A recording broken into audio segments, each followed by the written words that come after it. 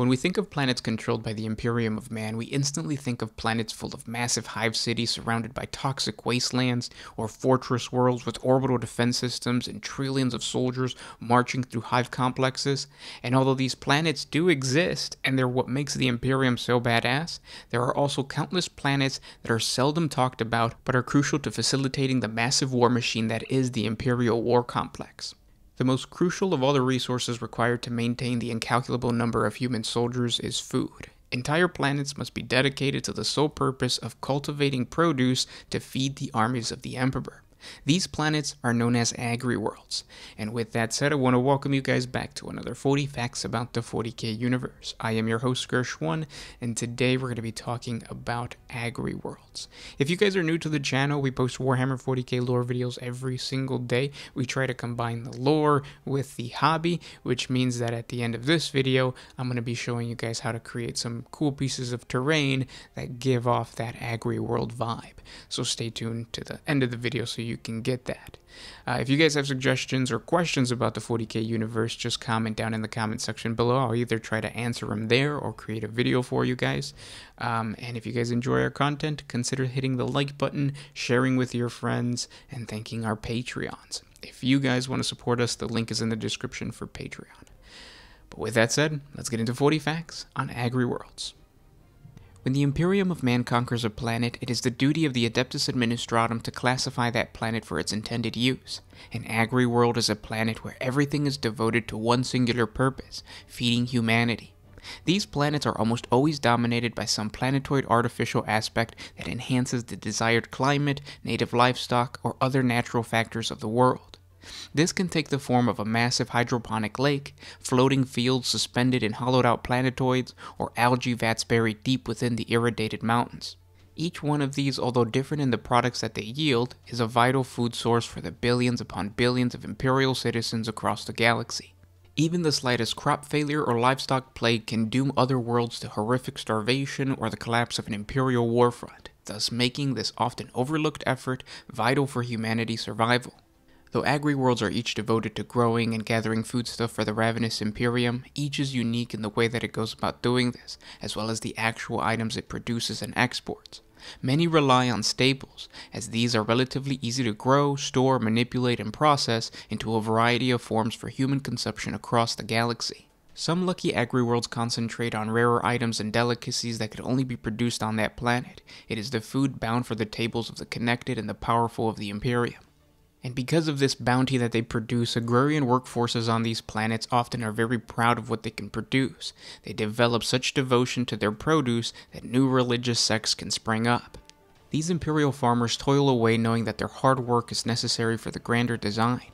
On other Agri worlds, the workers might continually travel the surface, following local growing seasons to descend like attacking armies on fields ripe for harvest, and scouring the landscape to remove every morsel of grain, stalk, or other edible life form. More voracious than the swarms of the Tyranids, they leave behind nothing but barren soil before marching off to eradicate the next territory. And then there are those Agri worlds where there's a strong Adeptus Mechanicus presence, and laborers use bionic scything limbs, and they work alongside monotask harvester servitors, while combat servitors patrol the fields and use their heavy stubbards to discourage marauding creatures from consuming their crops. Even the produce fields vary in size and shape, including precisely designed acreages based on ancient decrees, patterns that venerate imperial saints, or wild forms based on the seasonal whims of their rulers.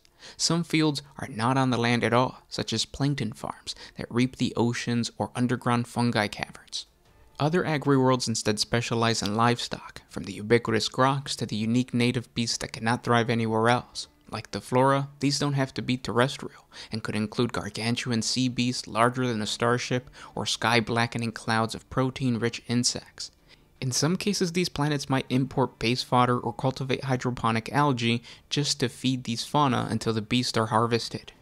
All of this work breeds strong individuals who readily apply their muscles to any problem. It is somewhat rare for them to leave their homeworld, but those who do can find many new jobs across the Imperium. Still, the Astra Militarum is known to draw in Agri-world natives, especially in times of invasions for nearby planets. Some Agri-worlders might develop an affinity for machinery. After much experience working with autocytes or harvester crawlers, this could be noticed for recruitment into the cult Mechanicus. The endless tabulation of harvest output, seed usage, and other essential organizational recordings can indicate a talent perfectly suited for the Adeptus Administratum and a vital posting anywhere across the Imperium. And because agri-worlds are almost always ruled by the Adeptus Administratum rather than by their own local planetary governors, all of these natives can move away from their planet if they're lucky enough. Now that we know the lore on the agri-world, I'm going to teach you guys how to make a really simple piece of terrain to give your battlefield that agri-world vibe. These are tall pieces of vegetation that work really well for obscuring terrain and blocking terrain. Now the first thing you need to do is go to your local dollar store or your hobby supply store, and in the floral department you will find the artificial grass pieces. They look like this and they usually come in sets of 50. When you detach them from the sprue, you want to attach a sharp end of a toothpick to the bottom of the grass blade because you will be stabbing these into a piece of pink insulation foam. Take your insulation foam and trace a penny onto the flat surface. Then cut out the penny-sized cylinder with an X-Acto knife so that you get about a ½ inch thick cylinder. Take that penny you just used, and it's going to act as the base of your entire terrain piece. It's heavy, which means that the grass blades won't fall over every time your stupid-ass friends bump the table, and it's the perfect size for these artificial plant stocks. Now glue the stock to the pink foam with the toothpick, and then the foam to the penny. Now using a knife, you want to shape the trunk of the plant to make it look more organic, and using Mod Podge with black paint, you want to prime the entire base. Now you can leave it as black, or you can paint it a different color depending on your actual terrain board. And then you repeat the process 50 times with the other 50 pieces of stock. And there you have it, a set of agri-world terrain pieces that work really well. The thing I really like about these pieces is that they're modular, so you can form shapes into them, and you can scatter them throughout the battlefield, so it looks more realistic, and they're kind of small.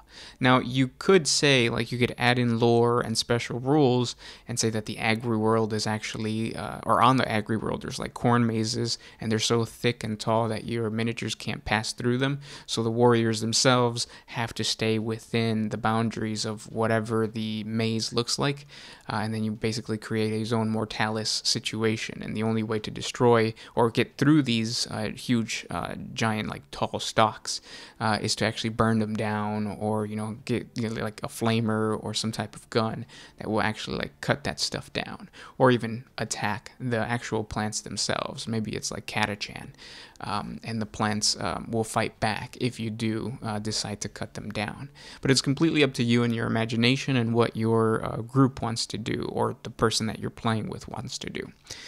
But yeah, I hope you guys enjoyed this video. If you guys have suggestions for any other topics of Warhammer 40K that you guys would like us to cover, let me know what it is in the comment section below, or any ideas for terrain pieces, just let me know what it is in the comment section below, and I'll try to create it for you guys. And I hope you guys are enjoying these types of lore and hobby videos. More to come, and I will talk to you guys tomorrow. This was Gershwin with One Mind Syndicate, signing out. Always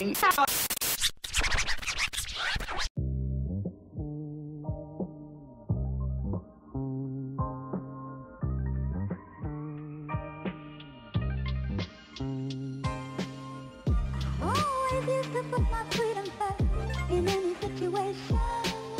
I knew I never had that much to lose.